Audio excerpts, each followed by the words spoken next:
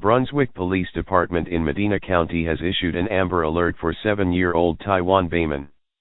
Last seen at his home. Last seen wearing no shirt, unknown bottoms, wearing a gold chain necklace. Suspect is Tyrika Bayman, 32-year-old female. She is known to drive a 2014 silver Ford Escape with a Queen sticker on the upper left rear window. License plate Ohio KIG 1234. The vehicle is believed to be traveling east into Pennsylvania with an unknown destination. Anyone having information on this abduction, please call the tipline at 330-558-6809 or dial 911.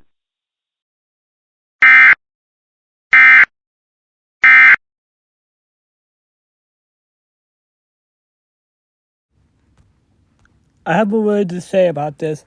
Only in Ohio, only in Ohio. Hopefully I don't get a copyright claim. Anyways, that's it.